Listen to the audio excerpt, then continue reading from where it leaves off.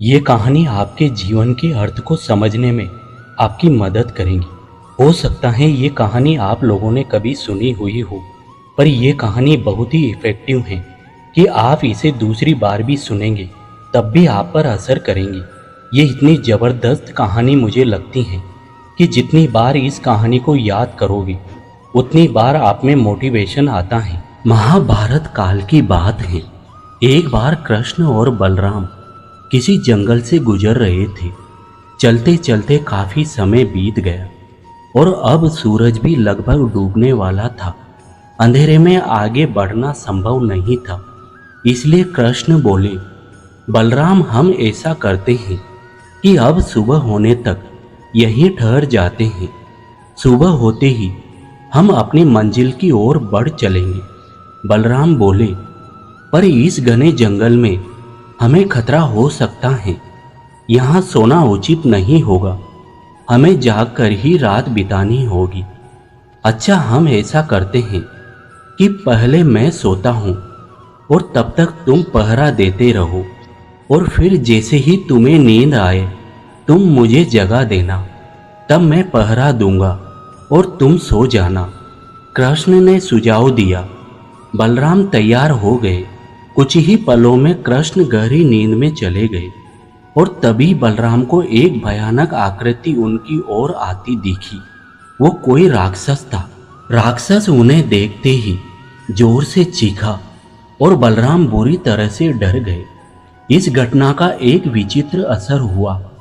भय के कारण बलराम का आकार कुछ छोटा हो गया और राक्षस और विशाल हो गया। उसके बाद राक्षस एक बार और चीखा और फिर बलराम डरकर कांप उठे। अब बलराम और भी सिकुड़ गए और राक्षस पहले से भी बड़ा हो गया। राक्षस धीरे धीरे बलराम की ओर बढ़ने लगा। बलराम पहले से ही भयभीत थे और उस विशालकाय राक्षस को अपनी ओर आता देख जोर से चीख पड़े, कृष्णा! और चीखते ही वहीं मूर्छित होकर गिर पड़े।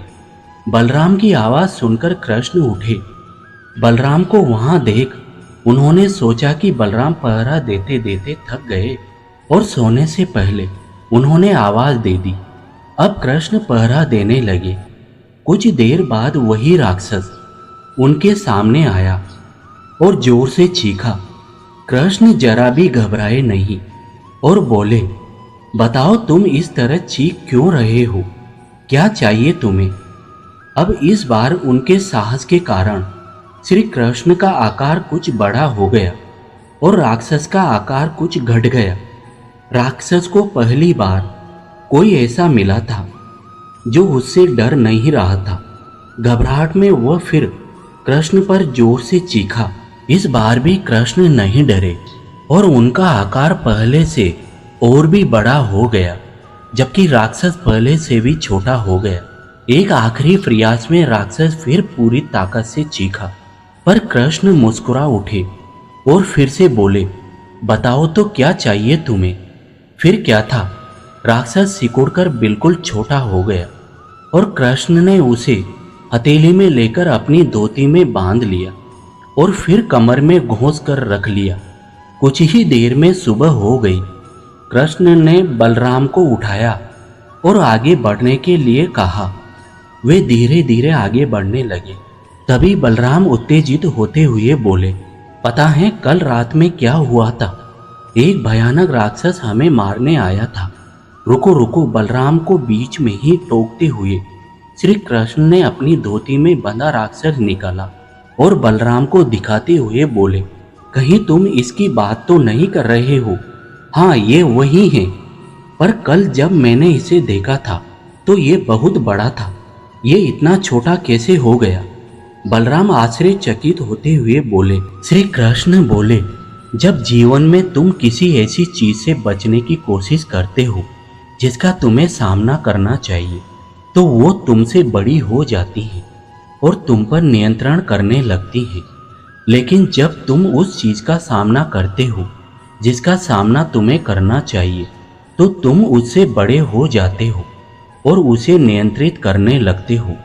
ये राक्षस दरअसल हमारी जिंदगी में आने वाली चुनौतियां हैं अगर हम इन चुनौतियों को टालते हैं तो ये और बड़ी होती जाती हैं और आखिर में ये हमारे ऊपर हावी होने लग जाती हैं।